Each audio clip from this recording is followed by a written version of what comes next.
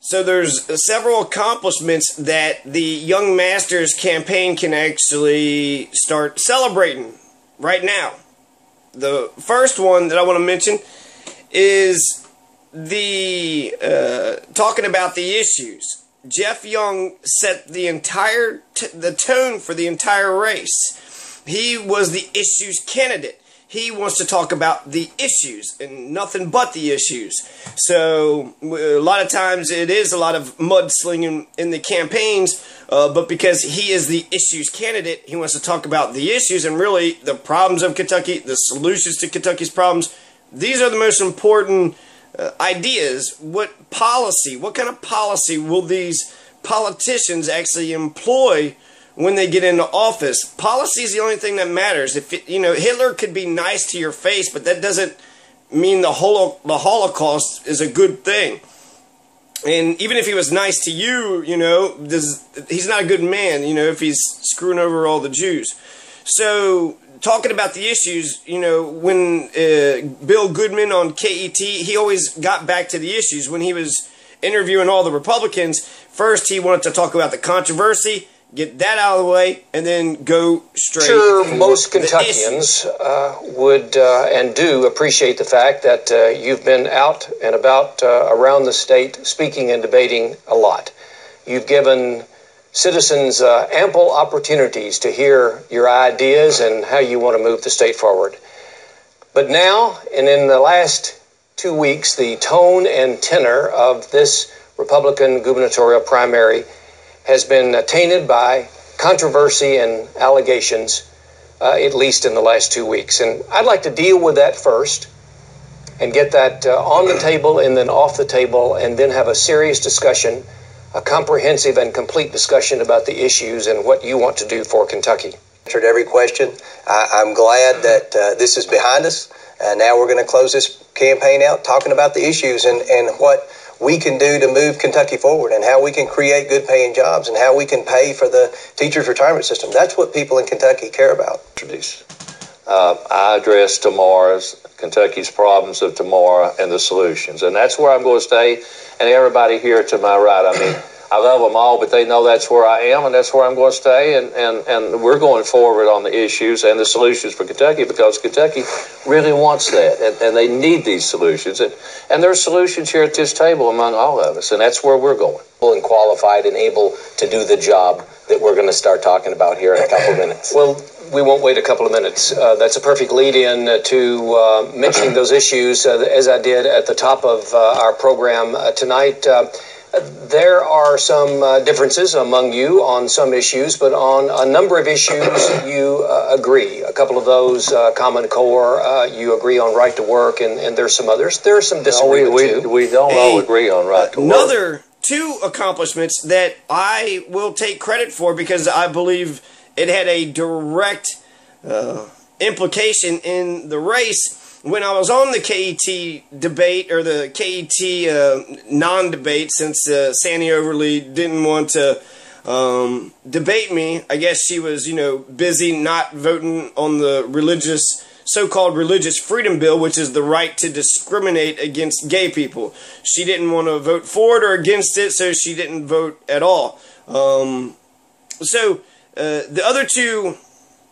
There's two things that I had mentioned in the KET debate. The first one was why I wanted to run for office was because Mitch and Allison didn't actually have a good conversation to, solve all of Kentucky's many, many problems.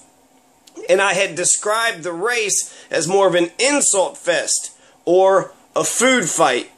And then we saw an advertisement by Matt Bevin about a food fight. The reason why I want to run is because, last year we had the Mitch McConnell versus Allison U.S. Senate race, and we spent $100 million about all the issues of Kentucky. Well, Kentucky's got some serious issues. We've got poverty, we've got health care, we've got toothlessness, mental health. Just go down the gauntlet. Well, we didn't really have a good conversation. We had a sort of kind of a food fight, or just kind of an insult fest. We didn't actually have a good dialogue. Running for governor is supposed to be about leadership, but Hal Heiner and James Comer are acting like children. throwing insults and attacking each other. Kentucky can do much better. Matt Bevin is running a positive campaign. I also talked about in the KET debate about buying 10 gas stations. Somerset bought a gas station to stop the price gouging. So the gas stations in Somerset evidently were price gouging, and so the mayor bought a gas station. And then when he bought the gas station, you know, you run it however you really want to run it, but by him running it, he can lower the gas prices. He's not looking to make profits. He's just looking to make sure that the other gas stations aren't price gouging. So he could just, you know, make enough of a profit to keep the business running, but not to maximize profits to, you know, try to take as much money as you can away from the people. So I had suggested that we buy 10 gas stations. If we bought 10 gas stations throughout the state of Kentucky, and then I mentioned the example in Louisville that Marathon gas station had a monopoly. Another point that I was wanting to, what Somerset did with buying a gas station. You want to lower gas prices? You know, you could buy 10 gas stations all throughout Kentucky, and, you know, right now Louisville has a problem with a monopoly. Marathon is sort of, you know, has a monopoly, and they're raising rates higher than all the surrounding counties. And I'm an hour away from Louisville, but I noticed every time I would drive into Louisville, their gas prices were 20 to 30 cents more than all the gas pumps, you know, in the areas before I got to Louisville.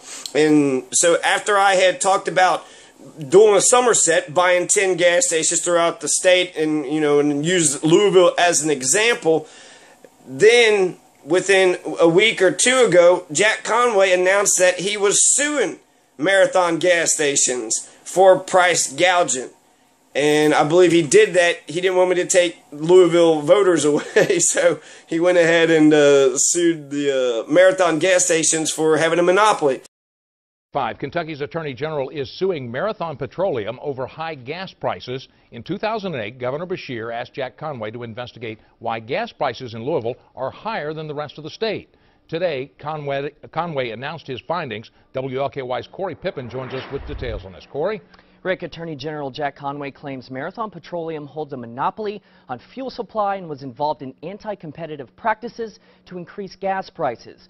Conway says since Marathon merged with Ashland Incorporated in 1998, they've owned the only refinery in Kentucky.